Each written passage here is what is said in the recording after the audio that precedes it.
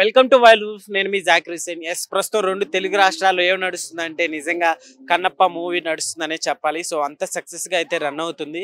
మంచు విష్ణు గారు యాక్ట్ చేసిన ఈ మూవీ, అట్లానే ప్రభాస్ గారు కీలక పాత్రలో పోషించినటువంటి కన్నప్ప మూవీ ప్రతి ఒక్కరిని ఎంతగానో గట్టిగా ఆకట్టుకుంటుందనే చెప్పాలి. లాస్ట్ మినిట్లో అయితే ప్రతి ఒక్కరి చేత కంటతడి తెప్పిస్తుందని కూడా చెప్పాలి.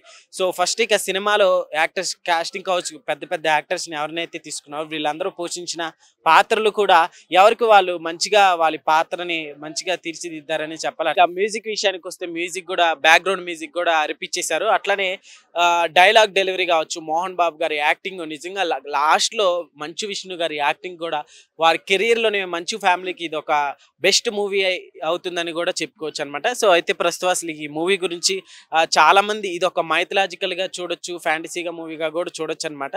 సో అసలు పబ్లిక్ లో కూడా ఇది ఇప్పుడు కన్నప్ప అంటే మనకి నిజంగా రియల్ గా జరిగిన ఒక భక్తుడి స్టోరీ కాబట్టి అసలు ఇది పబ్లిక్ లో ప్రతి ఒక్కరు చూసారా లేదా పబ్లిక్ ని కూడా అడిగి తెలుసుకునే ప్రయత్నం అయితే చేద్దాం ఒకసారి. So let's watch. Hello brother, ఎలా ఉంది కన్నప్ప మూవీ? హరహర మహాదేవ శంభో శంకర. సినిమా అయితే ఆల్మోస్ట్ అయితే బ్లాక్ బస్టర్ కొట్టేటంటే ఉంది. ఎందుకంటే మనోజ్ ఎక్కడో పనులు వదులుకొని కూడా వాళ్ళ ఫ్యామిలీ కోసం అనేసి సినిమాకి వచ్చాడు. అది కూడా దృష్టి తెచ్చుకొని కూడా వాళ్ళ యొక్క మంచు మోహన్ గారు కానీ, మంచు విష్ణు గారు కానీ అర్థం చేసుకుంటారని మనస్ఫూర్తిగా కోరుకుంటున్నాను. మనోజ్ గారు ఎక్కడో ఉండి కూడా ఆ సినిమాకి వచ్చాడంటే ఎన్నో పగలున్నా, ఎన్నో కక్షలున్నా సరే ఆ కుటుంబంలోకి ఇంక్లూడ్ అవుదామని మా వాళ్ళంటూ ఉన్నారనేసి మనోజ్ గారు సినిమాకి వచ్చారు. ఇది కూడా మనం అర్థం చేసుకోవాలి. ఇంకోటి ఏంటంటే సినిమా కూడా ఆల్మోస్ట్ నాన్న ప్రేమతోతే కలిసింది మొత్తం. నాన్న లేనిది సినిమా లేనంటే ఉన్నట్టుంది. ఎందుకంటే ఆ యాక్టింగ్ పర్పసే కానీ విష్ణు గారు, అలాగే మోహన్ బాబు గారు మీరు నాన్నకి అట్లా ఆ విధంగా ఉండుంటే కనుక ఎమోషన్ బాగా అవుతుండే. పెదరాయుడు తర్వాత ఈ సినిమాలతో మీకు పుట్టగదులు అనేది మొదలైనాయి.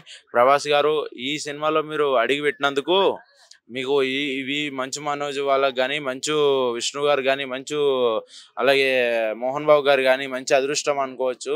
మీరు అడుగు పెట్టింది సినిమా అయితే హిట్ కాదంటున్నారు, బట్ హిట్ అవుతుంది. ఎందుకంటే ప్రతి ఒక్కరు ఈ రోజుల్లో అట్లా అనుకుంటున్నారు, అది హిట్ అయ్యేది. బోరింగ్ అనిపించింది అంటున్నారు కదా బ్రదర్, నీకు ఎలా అనిపించింది? స్టార్టింగ్ లో అయితే బోరింగ్ కొట్టింది, లాస్ట్ కూడా బోరింగ్ కొట్టింది. ప్రతి ఒక్కరు చేసే విధమే ఆయన కూడా లాస్ట్ గ్రాఫిక్స్ చేశారు. ఏం లేదు, లాస్ట్ లా మిడిల్ లో మాత్రం ప్రభాస్ గారు మొత్తం రెచ్చ కొట్టేశారు. ఎక్కడున్న వాళ్ళని అక్కడికి రెచ్చి కొట్టేసి దెబ్బని ఎట్లా లేపితే ఎట్లా మంట వస్తుందో అలా లేపి శివుడిని మనం ఎట్లా దైవపూర్వంగా ఎట్లా భక్తి పొందాలనేసి ప్రభాస్ గారు అయితే ఆ విధంగా 30 నిమిషాలు కూడా తెలియజేశారు. ప్రభాస్ గారు ఆ విధంగా అయితే ఆయనకి ఇప్పుడు నెక్స్ట్ వచ్చే దయ్యం సినిమా, ఈ భక్తి సినిమా మ్యాచింగ్ అయిపోయింది. మిక్స్ సూపర్ ఉంది సినిమా అయితే. ప్రతి ఒక్కరు వాచ్ చేయండి. ఓకే, ఎట్లుంది బ్రదర్? మోహన్ లాల్ గారు కావచ్చు, మిగతా యాక్టర్స్ యాక్టింగ్ అంతా ఎట్లుంది? మోహన్ లాల్ గారు మీరు బాగానే చేశారు. ₹1 కూడా రెమ్యునేషన్ కూడా ఎవరు ఆశించలేదు ఆ సినిమాలో ఉన్న వాళ్ళు కూడా. అది చాలా మంచిది. ఎందుకంటే భక్తి గురించి చేసేవాళ్ళు ప్రతి ఒక్కరు కూడా రూపాయి కూడా ఆశించకుండా ఉంటే ఎప్పటికైనా సరే మీకు మంచి ఉంటది. ఎందుకంటే పైకి పోయినా సరే, స్వర్గంలో పోయినా సరే మీకు ఈ ఆయన దేవుడు సినిమా తీస్తున్నారు కాబట్టి ఎటువంటి మీకు శిక్షలు అయితే ఉండవు. ఎన్ని పాపాలు చేసినా అట్లాంటి సినిమాలు తీస్తే మీరు కంపల్సరీ దీక్ష అవుతారు, మీరు కంపల్సరీ అవుతారు. కానీ కొంతమంది ఏంటంటే హిందూస్ కూడా కొంతమంది ఏంటంటే ఇట్లా నెగిటివ్గా చేస్తున్నారు. బట్ అది చేయడం కూడా ఏంటంటే నేనేమంటున్నా అంటే నేను కూడా ఒక హిందూనే, బజరంగ్ బలి టీం మాది. బట్ నేను కూడా ఒక హిందూగా ఏం చెప్తున్నానంటే సినిమా ఇండస్ట్రీ మా హిందూస్కి ఈ సినిమాని ప్రతి ఒక్కరు సినిమా విధంగానే తీసుకోండి. మన యొక్క హిందుస్థాన్లో ఉన్న ప్రతి ఒక్కరు కూడా హిందువులు సినిమాని కొంచెం సినిమా తీసుకోండి.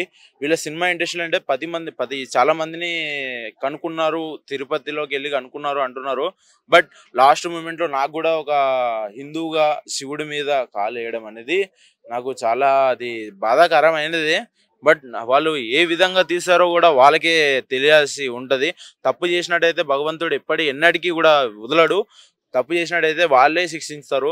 బట్ మన హిందూస్ కూడా మనం ఏమనుకోవాలంటే అర్థం చేసుకోవాలి. ఇలాంటి వాళ్ళు తీస్తున్నారంటే వాళ్ళే సర్వనాశనం అయిపోతారు అని అనుకోవాలి తప్ప మన హిందూస్ కూడా అంత చేయ అవసరం లేదు. కృష్ణరాజు గారి మూవీ కన్నప్ప దాన్ని రీప్లేస్ చేసింది అనుకో. కృష్ణరాజు గారు అంటే ఇప్పుడు ఏ సినిమానైనా ఇండస్ట్రీ వాళ్ళు కాపీరైట్ లేని ఏది అవ్వదు. ఇప్పుడు ఇది నేను ఏదనుకున్నానంటే ఈ సినిమాని చూసి డైరెక్ట్గా ఆది పురుషులో ఉన్న రాముడి యొక్క కథ ఏమో అనుకున్నాను నేను స్టార్టింగ్ నుంచి అట్లానే అనుకున్నాను. అట్లానే కూడా సీన్ కూడా అట్లానే అయింది. ఎందుకంటే ప్రతి ఒక్క సినిమాలకి వెళ్ళి బిట్టి కాపీ రైట్ చేసిందే. ఎవరికి తెలివి లేదు ఆడ సినిమా ఇండస్ట్రీలో. బట్ మన కృష్ణరాజు కొంచెం సపోర్ట్ అయితే చేశారు. బట్ అది అవుతుంది సినిమా. మంచి మనోజ్తో కలిసే సినిమా చూసాం. ఆయన కొంచెం పైన ఉన్నాడు, మేము కింద ఉన్నాం. ఏమన్నారు సినిమా? సినిమా బాగుందండి. కొన్ని ఎక్స్ట్రాలు పెట్టారు. ఏంటంటే కన్నప్ప కథ బాగా తెలుసు కాబట్టి మాకు చాలాసార్లు చూసాం కాబట్టి ఆ స్టోరీ బాగానే ఉంది. కానీ మధ్యలో ఈ విలన్స్ని పెట్టారు. అసలు కన్నప్ప సినిమాలో విలన్స్ లేరు. మూర్ఖుడు ఒకటే ఉంటాడు. కన్నప్పని దేవుణ్ణి నమ్మన మూర్ఖుడు ఉంటాడు. ఆ మూర్ఖుడిని మార్చే క్రమంలో తన ప్రియురాలి కానీ తర్వాత దేవుడు కానీ అతను మార్చుకునే క్రమంలో మార్చుకుంటారు. ఆ కొన్ని పెట్టిన యుద్ధ సన్నివేశాల కోసం అని చూస్తుంటే మాకు కొంచెం ఇబ్బందిగానే ఉంది. డబ్బులు పాడు చేసుకున్నారు అనవసరం మోహన్ బాబు గారు, అదే విష్ణుబాబు అనుకున్నాం. కానీ లాస్ట్ 30 గంట మాత్రం సినిమా మామూలుగా లేదు. ప్రభాస్ గారు వచ్చిన తర్వాతే సినిమా బాగుందండి. ప్రభాస్ గారు వచ్చిన తర్వాత సినిమాకి బ్రహ్మాండమైన హైప్ వచ్చింది.